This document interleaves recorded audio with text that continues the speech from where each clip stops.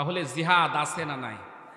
অথচ আমরা দেখেছি বিগত সময়গুলোতে কলেজ ইউনিভার্সিটিতে গুলোতে সারাশি অভিযানের নামে কোরআনের কপিগুলোকে নিয়ে ইসলামী সাহিত্যগুলো সামনে দিয়ে জঙ্গির নাটক সাজিয়ে বলা হয়েছে জঙ্গি অভিযান পরিচালিত করে আমরা জঙ্গি আটক করেছি। কথা কন না কেন ভাই? অথচ আজকে লেটেস্ট আপডেট খবর, র্যাবের মহাপরিচালক বলতেছে বাংলাদেশে জঙ্গির যে নাটক হয়েছে এটা ছিল বেশিরভাগই নাটক। সুবহানাল্লাহ বলবেন না? সুবহানাল্লাহ বলবেন না? তিনি জাতির কাছে আজকে ক্ষমা চেয়েছেন যে যারা র্যাব দ্বারা অপমানিত হয়েছেন, লাঞ্ছিত হয়েছেন, কষ্ট পেয়েছেন, আমাদের যদি ভুল হয়ে যায় আমরা জাতির কাছে ক্ষমা চাচ্ছি। তার মানে বলেন তো, এ বাংলাদেশে হাজারো পরিবার আজকে জঙ্গি নাটকের কারণে পরিবারগুলো আজকে ধ্বংস হয়ে গেছে। বছরের পর বছর, মাসের পর মাস, যুগের পর যুগ এমনও আলেম ছিল দিনের আলো রাতের অন্ধকার তারা স্বচক্ষে দেখতে পারে নাই।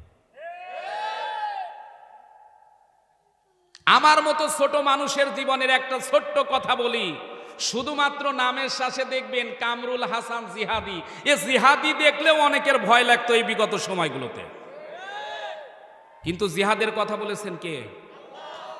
এ তো আপনারা ভয় পাচ্ছেন সেজন্য কয়েকজন বললেন আর সবাই চুপ। জিহাদের কথা বলেছেন কে?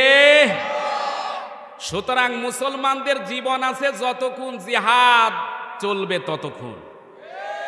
মুসলমানরা যতক্ষণ পর্যন্ত বেঁচে আছে জিহাদ থেকে দূরে যাইতে পারে না। আমরা দেখেছি আফগানিস্তানে মুসলমানরা বিজয় করেছে জিহাদের মাধ্যমে, সিরিয়াতে মুসলমানরা বিজয় ছিনিয়ে এনেছে জিহাদের মাধ্যমে। ও মুসলমানের সন্তানেরা, বাংলাদেশে যদি কোরআনের রাজ কায়েম করতে হয় শিথিলতা পন্থায় হবে না, প্রয়োজনে আল্লাহর কোরআনের রাজ কায়েমের জন্য যদি ডাক আছে মুসলমানের সন্তানদেরকে জিহাদের জন্য প্রস্তুতি নেওয়া লাগবে। এই জন্য বলি একটা জিনিস মনে রাখা দরকার, ও মুসলমানের সন্তানেরা, আগামীর পৃথিবী ইসলামের পৃথিবী, আগামীর পৃথিবী কোরআনের পৃথিবী, আগামীর বাংলাদেশ কোরআনের বাংলাদেশ, আগামীর মুসলিম বাংলাদেশে যদি কোরআনের রাজ কায়েমের জন্য ডাক আছে, কাফনের কাপড় বেঁধে ময়দানে ছুটে যেতে কারা কারা রাজি আছো মুসলমান? আর একটাবার হাত তুলে আল্লাহকে দেখাও।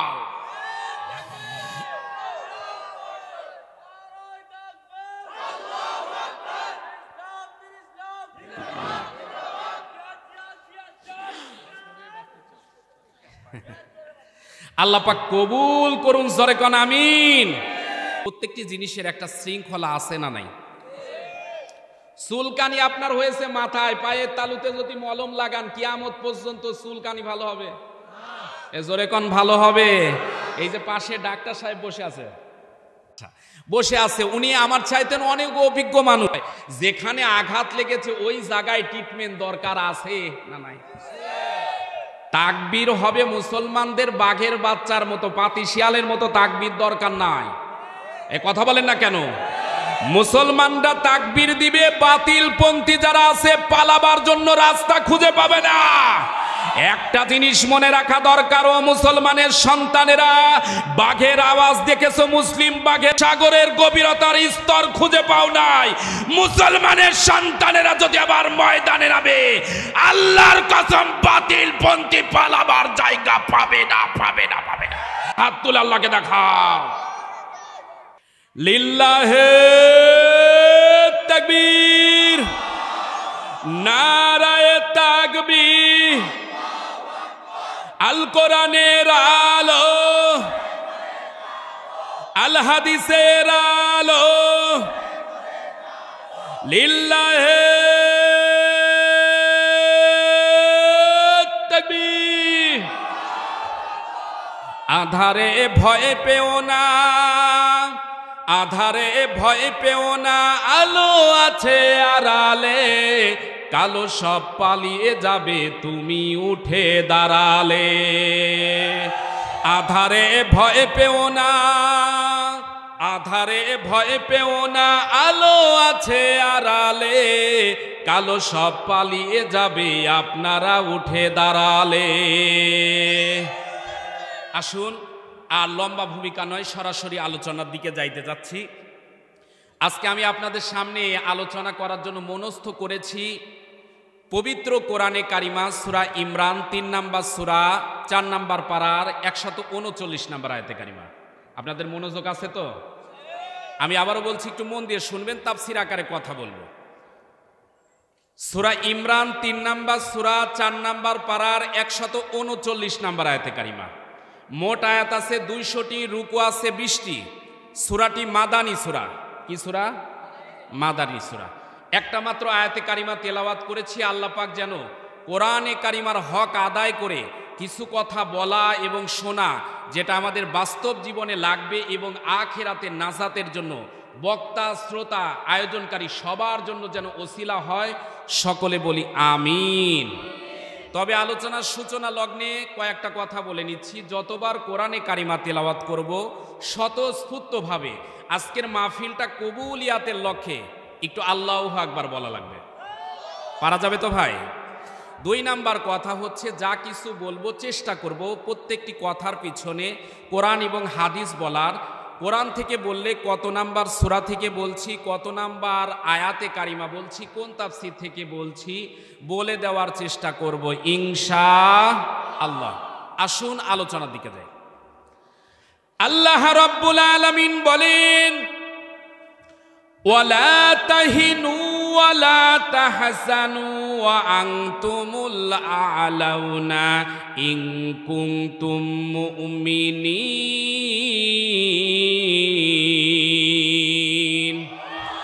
আল্লাহ রাব্বুল আলামিন পবিত্র কোরআনে কারিমা সূরা ইমরান 3 নম্বর সূরা 4 নম্বর পারার 139 নম্বর আয়াতে কারিমা থেকে শোনাচ্ছি। আল্লাহ পাক রব্বুল আলামিন বলেন, বান্দারে হতাশ হয়ো না, ভেঙে পড়ো না, চিন্তিত হয়ো না, তোমরাই হবে বিজয়ী। তবে সত্য হলো মুমিন হওয়া লাগবে। এরে মুমিন মুসলমানের সন্তানেরা, আপনাদের খেদমতে বলতে চাই, এই পৃথিবীর জমিনে যদি বিজয়ী বেশে যদি আপনি আমি স্বাধীনতা পেতে চাই, এই পৃথিবীর জমিনে যদি বিজয়ী হতে চাই, তাহলে মুমিন হওয়া আপনার আমার এই পৃথিবীর জমিনে দরকার আছে না নাই? কারণ আল্লাহ পাক রব্বুল আলামিন বলেন, এই পৃথিবীর জমিনে যারা মুমিন হবে আল্লাহ পাক কিন্তু তাদেরই বিজয় দান করবে। হিজবাল্লাহি হুমুল মুফলিহুন। আল্লাহ রাব্বুল আলামিন পবিত্র কোরআনে কারিমা সূরা মুজাদালা 58 নম্বর সূরা 28 নম্বর পারার 22 নম্বর আয়াতে কারিমা থেকে শোনাচ্ছি। আল্লাহ পাক রব্বুল আলামিন বলে, সাবধান সাবধান, তোমরাই হবে বিজয়ী। তবে সত্য হলো এই পৃথিবীর জমিনে আমি আল্লাহর দল করা লাগবে। সুবহানাল্লাহ বলবেন না? এ মুমিন মুসলমানের সন্তানেরা, আপনাদের খেদমতে বলতে চাই, আজকে যারা মাহফিলে এসেছেন আর এই মুহূর্তে যারা মাহফিলে আসতে পারেন না, দুইজন কি সমান? একটু আওয়াজ দিয়ে বলেন। যারা আজকের মাহফিলে এসেছেন, বসেছেন, কোরআনের মাহফিলের আঙিনার ভিতরে আছেন, এরা আর যারা বাহিরে আছে, দুই দল কি সমান? এ জোরে কোন সমান? আল্লাহ পাক রব্বুল আলামিন বলেন, লা ইন শাকারতুম লা আযীদান্নাকুম ওয়া লা ইন কাফারতুম ইন্না আযাবি লাশাদীদ। আল্লাহ রাব্বুল আলামিন পবিত্র কোরআনে কারিমা সূরা ইব্রাহিম 14 নম্বর সূরা 13 নম্বর পারা 7 নম্বর আয়াতে কারিমা থেকে বলছি। আল্লাহ পাক রব্বুল আলামিন বলেন, বান্দারে আমি আল্লাহ তোমাকে যতটুকু নিয়ামত দিয়েছি এই নিয়ামতের শুকরিয়া আদায় করো, আমি আল্লাহ তোমার জন্য নিয়ামতের পরিমাণটা বাড়ায়া দিব। আর যদি এই পৃথিবীর জমিনে আমি আল্লাহর নিয়ামত পাওয়ার পর, আমার নিয়ামত পাওয়ার পর যদি আমার নিয়ামতের শুকরিয়া আদায় না করো, দুনিয়াতেও আমি আল্লাহ লাঞ্ছিত করব, হাসরের ময়দানেও আমি আল্লাহ কঠিন শাস্তির মুখোমুখি করব। এরে মুমিন মুসলমানের সন্তান, বুঝে থাকলে বলুন তো, যদি আল্লাহর নিয়ামতের প্রশংসা করলে শুকরিয়া হয়, আল্লাহর নিয়ামতের প্রশংসা হয়। আমি বিশ্বাস করি আজকের মাহফিলে যারা এসেছেন, বসেছেন এবং যারা আসবেন, তার আল্লাহর নিয়ামতের প্রশংসা, সুস্থতার প্রশংসা করছেন। আর যারা সুস্থ থাকার পর এখনো যারা মাহফিলে আসতে পারেন নাই অথবা আসার চেষ্টা করতেছেন না, লেপের ভিতরে অথবা কম্বলের ভিতরে অথবা দোকানপাটে বসে আড্ডা দিচ্ছেন অথবা টেলিভিশনের সামনে বসে যারা সিরিয়ালে মজা নিচ্ছেন, আল্লাহর কসম করে বলি সুস্থতা থাকার পরও যদি অনা কারণে মাহফিলে না আসেন, আল্লাহ চাইলে কিন্তু আগামীকাল দিনাজপুর যে কোনো ক্লিনিকে ভর্তি হওয়া লাগতে পারে। আল্লাহ পারে কি পারে না? এ জোরে কান, পারে কি পারে না? ক্ষমতার মালিক কে? সন্দেহ আছে? অনেকেই বলতো যে ক্ষমতায় আছি আমরা, কথা কন না কেন? ক্ষমতায় কি ওরা না আল্লাহ? আমি এজন্য মাঝে মাঝে বলতাম এই চেয়ার কারো জন্য স্থায়ী না, এই চেয়ারটা স্থায়ী। ক্ষমতার চেয়ার পালা বদল হয়। ফেরাউন চেয়ারে বসেছিল, ক্ষমতার দাপট দেখিয়েছিল। আল্লাহ বলে ফেরাউন বেশি বেশি বাড়াবাড়ি করিস না, থাপ্পড় মেরে জমিনের নিচে পুঁতে দেব। নমরুদ চেয়ারে ছিল, ক্ষমতার দাপট বেশি বেশি দেখিয়েছিল। আল্লাহ পাক নমরুদকে পৃথিবীর জমিন থেকে বিদায় করে দিয়েছে। আবু জেহেল এই চেয়ারে ছিল, ক্ষমতার দাপট দেখিয়েছিল, আল্লাহ পাক বিদায় করে দিয়েছে। বাংলাদেশেও আমরা দেখেছি স্বৈরাচার শাসক লেডিস ফেরাউনের প্রেতাত্মা, লেডিস ভার্সন আপডেট এই পৃথিবীর জমিনের টার্গেট নিয়েছিল 41 সাল পর্যন্ত ক্ষমতায় থাকবো। আল্লাহ বলে বেশি বাড়াবাড়ি করিস না, বড়দের দিয়ে সাইজ না করতে পারলেও আমি আল্লাহ সব পারি। ছোট্ট ছোট্ট কোমলমতি ছাত্রদেরকে আবাবিল পাখির মতো যখন বঙ্গভবনে ঢুকিয়ে দিব, শুধু পদত্যাগ নয়, পালাবার জন্য 1 ইঞ্চি মাটি বাংলার জমিনে খুঁজে ওই আল্লাহ আছে দাঁড়ায়। সুতরাং বলি বেশি বেশি বাড়াবাড়ি করা উচিত। আল্লাহ চাইলে যে কোনো সময় এমন করে ধরবে, কোনো অবস্থায় থাকা যাবে না। সিরিয়াতে আমরা দেখেছি বাশার আল আসাদ, এত দম্ভ, এত অহংকার, আজকে নিজ দেশ ছেড়ে অন্য দেশে ভিখারির মতো বসে আছে। আপনি আজকে বাড়ির অহংকার করতেছেন, আমি বাড়ির মালিক, আরে আমার কম্বল খেতাবালি সব আছে। আমি এই জন্য বলতাম জেলখানার সম্বল খেতাবালি সম্বল। কথা বলে না কেন? আজকে যে লেপের ভিতরে আপনি শুয়ে আছেন, যে কম্বলের ভিতরে শুয়ে আছেন, আল্লাহ চাইলে এই কম্বল থাকবে, লেপ থাকবে, আপনার ঘর থাকবে, বাড়ি থাকবে, সব থাকবে। আগামীকাল থেকে আপনাকে হাসপাতালের বেডে শুয়ে থাকা লাগবে। এজন্য বলি সুস্থতা আল্লাহ নিয়ামত দিয়েছে, আর কাল বিলম্ব না করে আজকের মাহফিলে প্রত্যেকটি মুমিন মুসলমানের আসা দরকার আছে না নাই? এ জোরে কান আছে না নাই? এরে মুমিন মুসলমানের সন্তানেরা যে কথাটা বলতেছিলাম, আল্লাহ বলেন হতাশ হও না, ভেঙে পড়ো না, যদি মুমিন হতে পারো বিজয় দান করবেন কে? এরে মুমিন মুসলমানের সন্তানেরা, এই পৃথিবীর জমিনে যত মানুষ আছে, কিয়ামত পর্যন্ত যত মানুষ আসবে, বলেন তো আপনার আমার নবী আখিরি জামানার পয়গম্বর নবী মুহাম্মদুর রাসূলুল্লাহ সাল্লাল্লাহু আলাইহি ওয়াসাল্লামের চাইতে ভালো মানুষ হওয়ার সম্ভাবনা আছে? এজোরে কোন আছে? আল্লাহ নবী জনাবে মুহাম্মদুর রাসূলুল্লাহ সাল্লাল্লাহু আলাইহি ওয়াসাল্লাম এই পৃথিবীর জমিনে যতদিন কালিমার দাওয়াত দেয়নি, একটু কথাগুলো বুঝবেন। আবু জেহেলের মতো বেঈমান কাফের, উতবার মতো বেঈমান কাফের, আবু সুফিয়ানের মতো বেঈমান কাফের, তারা এক বাক্যে নবীকে বলেছে আল আমিন আস সাদিক। নবীর চাইতে ভালো মানুষ হয় না, নবীর চাইতে বিশ্বস্ত আর হয় না। কিন্তু নবী আমার যেদিন কালিমার দাওয়াত শুরু করেছে, ওই দিন থেকে আবু জেহেল, উতবা, সাইবা তার খোলস পাল্টিয়ে নবীকে বলেছেন জাদুকার। নবীকে বলেছে নবী আমাদের ধর্মতে আঘাত দিয়েছে, ইসলাম নিয়ে সে আমাদের ধর্মের উপরে লাথি মেরেছে। ওই দিন থেকে নবীর শত্রুতা বেড়েছে। ওই দিন থেকে নবী আমার যতই কালিমার দাওয়াত দেয়, দিন যত যায়, ততই নবীর শত্রুতা বাড়ে।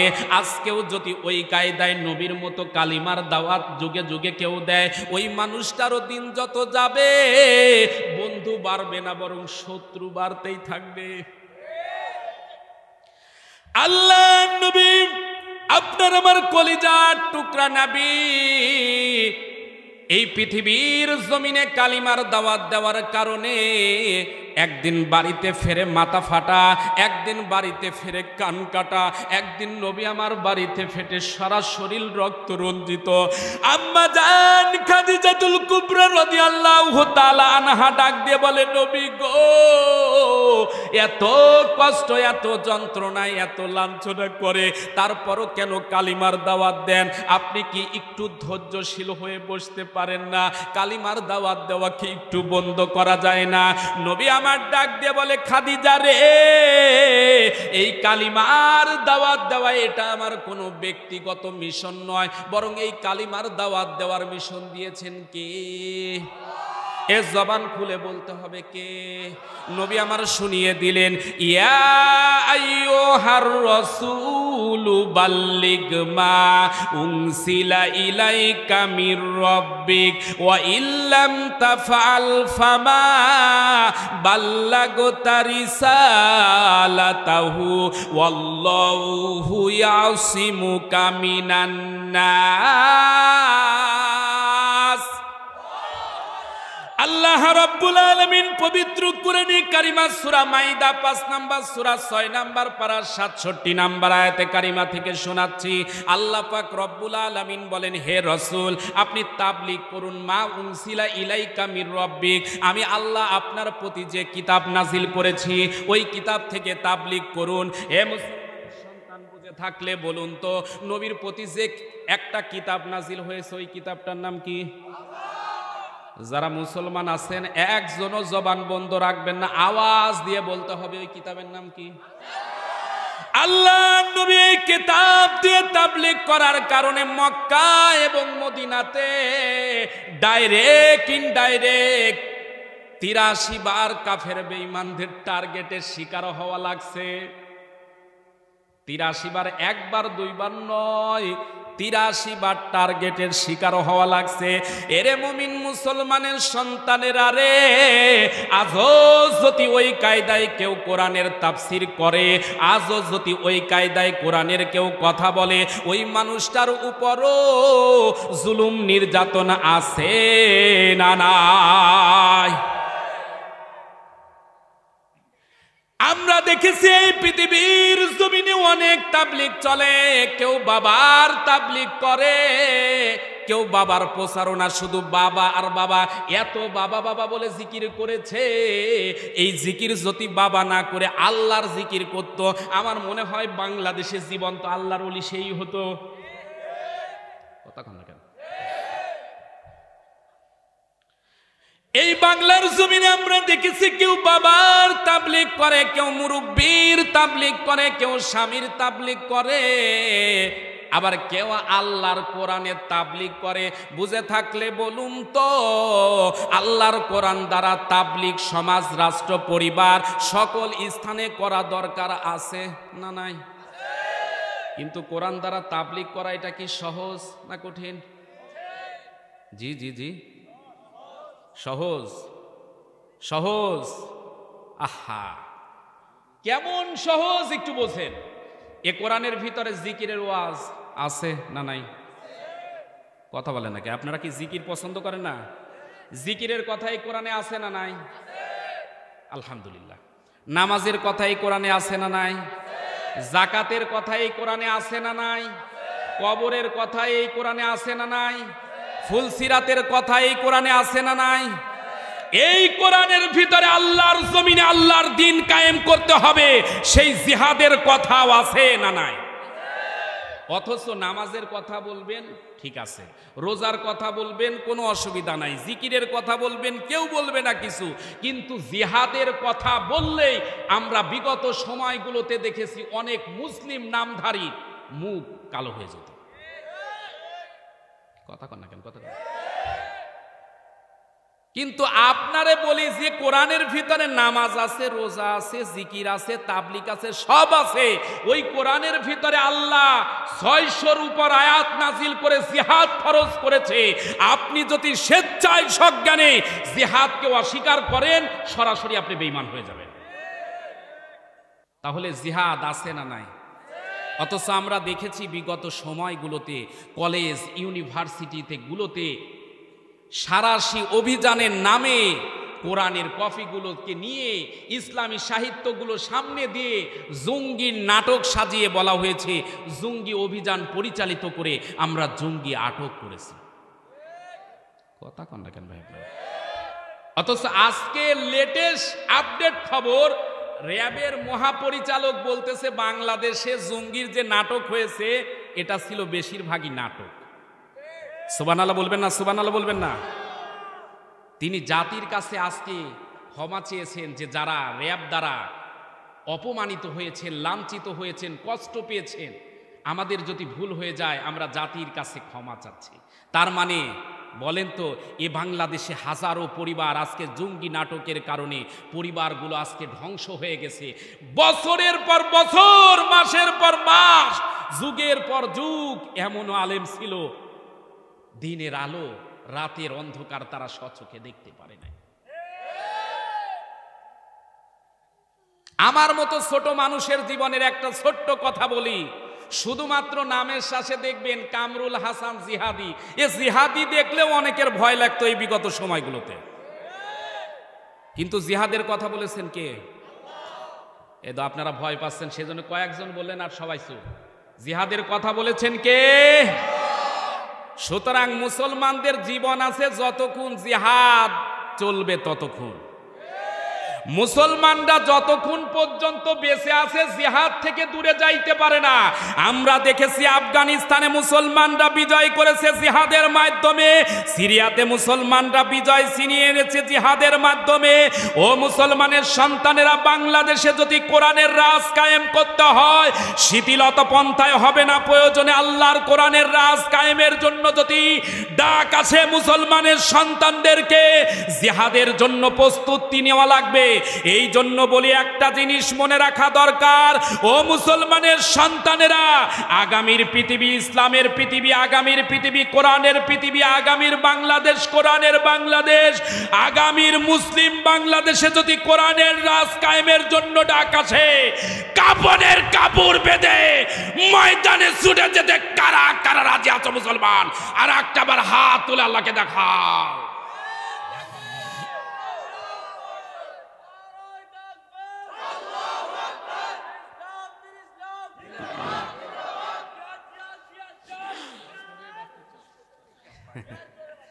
আল্লাহ পাক কবুল করুন, জোরে কোন আমিন। এরে মুমিন মুসলমানের সন্তানেরা, যে কথাটা বলতেছিলাম, নবী আমার কালিমার দাওয়াত দেওয়ার কারণে দিন যত যায় নবীর উপর অত্যাচার, জুলুম, নির্যাতন শুনতেছে। একটু মন দিয়ে কথাগুলো শুনতে হবে, হৃদয়ের খোরাক পাওয়া যাবে আজকের আলোচনা ইনশাআল্লাহ। একটু আমিন বলেন তো জোরে। নবী আমার কালিমার দাওয়াত দেয়, কিন্তু কালিমার দিন যত প্রসারিত হয় আবু জেহেল, উতবা, সাইবার মাথা খারাপ হয়ে গেল। এইভাবে যদি কালিমার বিস্তার হতে থাকে মক্কা নগরীতে আমাদের ক্ষমতা টিকে থাকা যাবে না, ক্ষমতা সব তো হাতছাড়া হয়ে যাবে। আবু জেহেল, উতবা, সাইবার রাস্তা দিয়ে যাচ্ছে, হঠাৎ করে দেখতে পায় আপনার আমার কলিজার টুকরা নবী মক্কা মদিনার মাঝামাঝিতে কাবার হাতিমের সামনে নবী আমার আপনার আল্লাহ, একটু জোরে বলেন তো আল্লাহ, একটু জবান খুলে বলতে হবে আল্লাহ। আল্লাহর দরবারে নামাজরত অবস্থায় নবী আমার যখন সেজদারত অবস্থায় পড়ে আছে, উতবা সাইবাকে উদ্দেশ্য করে আবু জেহেল ডাক দিয়ে বলে, কে কোথায় আছিস? আব্দুল্লাহর এতিম সন্তান মুহাম্মাদুর রাসূলুল্লাহ এই মুহূর্তে সেজদারত আছে, একটু কি টানা হ্যাসরা করতে পারিস না নাকি? ওরে বলার সঙ্গে সঙ্গে দুইজন সামসা, আমাদের দেশে ওই রকম সামসা আছে না নাই? নেতা দেখবেন কিছুই বলে না, সামসারা একবারে সব ক্লিয়ার করে। ভাতিজা বাড়িতে শুয়ে আছে, চাচা বাড়ি থেকে উপরে ফোন করে বলতো, পুলিশ বাবাজি আপনারা কি করেন থানায় বসে বসে? আমার ভাতিজা তো বাড়িতে ঘুমায়, আপনারা কি ওখানে ঘুমাবেন না আসবেন? কথা কন না কেন? আবু জেহেল বলার সঙ্গে সঙ্গে দুইজন কামলা নবীজির গলার ভিতরে একটা চাদর দিয়ে এমন ভাবে টানা হেসরা শুরু করে দিয়েছে, নবীর যেন চক্ষুটা লাল হয়ে গেছে, দুই চোখ দিয়ে টটটর করে পানিগুলো পড়তেছে, নবীর পান পাখিটা যেন বের হয়ে যাওয়ার উপক্রম। নবী আমার যখন সইতে পারে না, এমন সময় একজন আর একজনকে ডাক দিয়ে বলে, কেন রে আমরা আব্দুল্লাহর এতিম সন্তানকে মারি? যে মানুষটা কোনোদিন আমাদের বিরোধিতা করে নাই, যে মানুষটা কোনোদিন মক্কা নগরীতে মিথ্যা বলে নাই, যে মানুষটা কোনোদিন আমাদের অন্যায়ভাবে আমাদের উপরে জুলুম করে নাই, এই মানুষটাকে কেন মারি, কেন মারি? বলে কোনো তো দোষ নাই, শুধু আবু জেহেল বলছে এই জন্যই মারি। তার মানে ওদের বিবেক ছিল, ইমান যদিও ছিল না, দুইজন ছেড়ে দিয়ে চলে গেছে। এরে মুমিন মুসলমানের সন্তানেরা, এতক্ষণ পর্যন্ত বুঝে থাকলে বলুন তো, আপনার আমার কলিজার টুকরা নবীর কোনো অন্যায় আছে? এজোরে কোন আছে? এ সমাজের ভিতরেও দেখবেন অনেক ভালো মানুষ যারা আছে, দাড়িওয়ালা, টুপিওয়ালা, পাগড়িওয়ালা, আপনার এলাকায় অসংখ্য মানুষ আছে এবং থাকবে, যুগে যুগে এরাও থাকবে। এই মানুষগুলো যদি সমাজ রাষ্ট্রে যদি যাইতে পারে, এ বাংলাদেশে চোর থাকবে না, এ বাংলাদেশে ঘুষখোর থাকবে না, এ বাংলাদেশে সন্ত্রাসী থাকবে না। এই জন্যই আমরা দেখতে পাই কিছু কিছু মানুষের আগুন ধরে গেছে মারা ওঠায়। যদি হুজুররা পার্লামেন্টে যায়, আমাদের মাগার চুরি করা বন্ধ হয়ে যাবে। ওরাও জানে পৃথিবীর জমিনে হুজুরদের চাইতে ভালো মানুষ নাই, কিন্তু একটা মাত্র সমস্যা, হুজুররা যদি পার্লামেন্টে যায়, আমরা যা করি আমাদের খাওয়া বন্ধ হয়ে যাবে। এ মুসলমানের সন্তানের কথাগুলো একটু মন দিয়ে শোনা লাগবে। আব্দুল্লাহর সন্তান আপনার আমার কলিজার টুকরা নবী, নবী মুহাম্মাদুর রাসূলুল্লাহ সাল্লাল্লাহু আলাইহি ওয়াসাল্লাম। নবী আমার কালিমার দাওয়াত যত দেয়, দিন যত যায়, কালিমার প্রচার ও প্রসার বাড়তেছে। এক পর্যায়ে আবু জেহেল, উতবা, সাইবা চিন্তা করলো এই কায়দায় চলতে দেওয়া যাবে না, যে কোনো কায়দায় আব্দুল্লাহর এতিম সন্তানের দাওয়াতটা বন্ধ করে দেওয়া লাগবে। ওই সময় একটা পার্লামেন্ট ছিল, আপনারা বিরক্ত হচ্ছে না তো ভাই? ওই সময় একটা পার্লামেন্ট ছিল, পার্লামেন্টের নাম হচ্ছে দারুন নদওয়া। এই দারুন নদওয়ার বৈঠকে বসে তারা সিদ্ধান্ত নিতে চাইল, কি এমন মিশন আছে যে মন্ত্র শোনার কারণে সবাই কালিমা পড়ে মুসলমান হয়ে যায়। একজন বলল, আব্দুল্লাহর এতিম সন্তান মুহাম্মাদুর রাসূলুল্লাহ সাল্লাল্লাহু আলাইহি ওয়াসাল্লাম আসমানি ওহী গ্রন্থ যখন মানুষের সামনে শোনায়, কোরআন থেকে যখন তেলাওয়াত করে শোনায়, ওই মানুষগুলো আর চুপ থাকতে পারে না, এমনি কালিমা পড়ে মুসলমান হয়ে যায়। আব্দুল্লাহর এতিম সন্তান মুহাম্মাদের এই কোরআন শুনে যারা কেউ দাঁড়িয়ে থাকতে পারে না, কালিমা পড়তে বাধ্য হয়। আবু জেহেল চিন্তা করলো কি করা যায়, কি করা যায়। দারুন নদওয়ায় তারা বিল নিয়ে আসলো, যে কোনো কায়দায় এই পৃথিবীর জমিনে আর কোরআন চলতে দিব না। আল্লাহ পাক রব্বুল আলামিন ডাক দিয়ে বলে, বান্দারে, আবু জেহেল ওই দিন কোরআনের বিরুদ্ধে 144 দিয়েছিল, আমি আল্লাহ জানি আজকে আবু জেহেল আছে, একদিন আবু জেহেল থাকবে না, আবু জেহেল থাকবে না, তার নাতি পুতি থাকবে, কিয়ামত পর্যন্ত ইসলাম বিদ্বেষীরা থাকবে। যার কারণে ওই আয়াতটা আমি আল্লাহ কোরআনে কারিমার ভিতরে সরাসরি তুলে দিলাম। আল্লাহ পাক রব্বুল আলামিন বলেন, ওয়া ক্বালাল্লাযীনা কাফারু লা তাসমাউ লিহাযাল কুরআনি ওয়ালগাউ ফীহি লাআল্লাকুম তাগলিবুন। আর একটু জোরে বলা যাবে কি আল্লাহু আকবার? আল্লাহ পাক রব্বুল আলামিন পবিত্র কোরআনে কারিমা সূরা হামিম সেজদা 41 নাম্বার সূরা 24 নাম্বার পারার 26 নাম্বার আয়াতে কারিমা থেকে শোনাচ্ছি। আল্লাহ পাক রব্বুল আলামিন ডাক দিয়ে বলে, বান্দারে, কাফেরেরা সেদিন বলেছিল লা তাসমাউ লিহাযাল কোরআন, তোমরা কোরআন শুনতে যেও না, কারণ মুহাম্মাদুর রাসূলুল্লাহ সাল্লাল্লাহু আলাইহি ওয়াসাল্লাম এই কোরআন দ্বারা রাজনীতি করে। আপনার আমার কলিজা টুকরা নবী এই কোরআন দ্বারা ধর্মীয় অনুভূতিতে নাকি আঘাত দেয়। এই কোরআন দ্বারা আপনার আমার কলিজার টুকরা নবী মক্কা নগরীতে বিপ্লব সাধিত করতে চায়।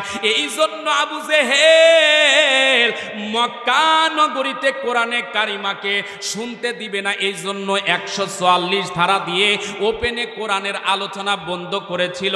ওরে মুমিন মুসলমানের সন্তান, আবু জেহেল যে কায়দায় 144 ধারা দিয়ে মক্কা নগরীতে কালিমা বন্ধ করেছিল, ওই মিশন আমরা দেখেছি বিগত 15 বছরেতে স্বৈরাচার শাসক সব চলতে দিত, আল্লাহর কোরআনের উপরে 144 দিয়েছিল। কথা কি মেলে? কি এদিকে কি কোনো সমস্যা? এদিকে কথা হচ্ছে কি? আপনারা রাগ করতেছেন? হ্যাঁ, একটু থাকেন, কথাগুলো গোছাই, ভালো লাগবে ইনশাল্লাহ। নবীর মোহাব্বত আমাদের কলিজায় আছে না নাই? আমি কথা দিচ্ছি, যার কলিজায় আজকে 1 কিঞ্চিত পরিমাণ নবীর প্রেম আছে, মোহাব্বত আছে, আজকের আলোচনা তার হৃদয়ে অবশ্যই প্রেম জাগিয়ে তুলবে। সুবহানাল্লাহ বলবেন না? সুবহানাল্লাহ বলবেন না? একটু থাকেন, 1 ঘন্টা সময়, ইনশাল্লাহ ভালো লাগবে। এরে মুমিন মুসলমানের সন্তানেরা, আবু জেহেল টার্গেট নিল কোরআন শুনতে দিবে না, কারণ কোরআন শুনলেই ইসলামওয়ালারা, ইসলামপন্থীরা নবীর কাছে চলে আসে। তার মানে যুগে যুগে যারাই স্বৈরাচার, যুগে যুগে যারাই অবৈধভাবে ক্ষমতায় থাকে, ওরা সব সহ্য করতে পারে, কিন্তু কোরআন সহ্য করতে পারে না। কথা বলে না কেন? ওরা জানে সব চলবে। রাত 12টার পর দেখবেন পুতুল নাচ, কোনো অনুমতি নাই, চলছে। কথা বলে না কেন? জুয়া, লটারি ওপেনে চলেছে, কোনো অসুবিধা নাই। একটা নর্তকী নিজের শরীরের কাপড় খুলতে খুলতে বিপদ সীমানার উপর দিয়ে যা বলার মতো না। যুবক, বুড়ো, বুড়ো মানুষ থাকলে ওখানে মাথা খারাপ হবে, এমন অনুষ্ঠানও আমার দেশে চলেছে। আমরা দেখেছি, সোনার ছেলেরা পাহারা দিয়েছে, কোনো অসুবিধা নাই। কিন্তু আল্লাহর কোরআন শুনতে যাবে জাতির লোকেরা যাবে, বলেছে 144 ধারা অমুক আসতে পারবে না। কোরআনের মাহফিল করার আগে কমপক্ষে 2 থেকে 3 বার আগে থানায় যাওয়া লাগতো। এ কথা বলে না কেন? ও, এই এলাকায় এরকম ছিল না মনে হয়? আরে আমি তো দিনাজপুরে অনেক পুরাতন, আমি জানি একটা মাহফিল করার জন্য কমিটির যে কত কষ্ট করা লাগতো, ওই কমিটি আর আসমানের মালিক ছাড়া কেউ জানে না। এজন্য আমার একটা দুষ্টু বন্ধুর একটা গল্প বলি। কয়েকদিন আগে আমার দুষ্টু বন্ধু একজন মুরব্বীকে ফোন দিয়ে বলতেছে, মুরব্বী, একটা মাহফিল করতাম, যদি অনুমতি দিতেন। কয়, কিসের অনুমতি? বলে, মাহফিলের অনুমতি। বলে, বাজান তুমি তো জানো না, 5ই আগস্টের পর এখন আর অনুমতি লাগে না, বরং তোমাদের কাছ থেকে অনুমতি নিয়ে কোন রকমে লুকোচুরি করে বাংলাদেশে আসি। কথা কন না কেন? কথা কন না কেন? তার মানে যারা স্বৈরাচার, যারা এই পৃথিবীর জমিনে জালেম, তারা ফেরাউন যা করেছে, নমরুদ যা করেছে, হামান যা করেছে, কারুন যা করেছে, সাদ্দাত যা করেছে, এরাও যুগে যুগে তাই তাই করেছে। আমি এজন্য সহজ ভাষায় বলি, ভেলায় যদি আপনি চড়েন, নৌকায় যদি আপনি চড়েন, ওখানে বসে তাসবিহ তাহলিল পড়া দরকার, জিকির আজগার করা দরকার, লাফালাফি করা দরকার নয়। যদি টালটি বালটি করেন, মাঝ নদীতে নৌকা ডুবে গেছে, মাঝ নদীতে ধরি ডুবে গেছে, মাঝ নদীতে শোলা ডুবে গেছে, আল্লাহর কসম করে বলি, যে নৌকা তলিয়ে গেছে, কিয়ামতের আগ পর্যন্ত আর বাংলার জমিনে জায়গা হবে। অনেকে রাগ করতেছেন, আপনারা মাইন্ড করতেছেন, চিন্তা করতেছেন এই ছোট্ট হুজুর কোথা থেকে আসলো, যে আগেই ভালো ছিল এরকম ভাবতেছেন? আমি আগেও এরকমই ছিলাম। এজন্য আমাকে অনেকেই বলতো, জিহাদি সাহেব বয়স কম, রক্ত গরম, কথাবার্তা একটু সাবধানে, না হলে ভিতরে। আরে 15 বিগত বছরগুলোতেই মানি নাই, এখন তো মানার টাইমই নাই। কথা কন না কেন? আরে হায়াত দিয়েছে যে আল্লাহ, কথাও চলবে ওই আল্লাহর জন্য। কথা বলেন না কেন? একটা জিনিস মনে রাখা দরকার, ও মুসলমানের সন্তানেরা, ইঁদুরকে তাড়িয়ে দিলে ইঁদুর পালিয়ে যেতে পারে, বিড়ালকে তাড়িয়ে দিলে বিড়াল পালিয়ে যেতে, কুকুরের বাচ্চাকে তাড়া দিলে কুকুরের ছানাও পালিয়ে যেতে পারে।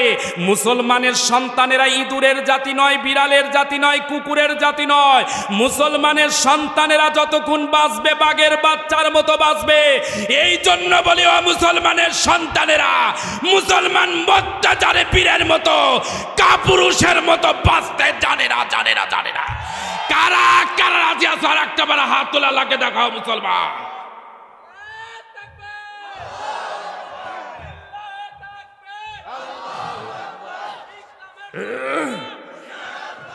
সমস্যা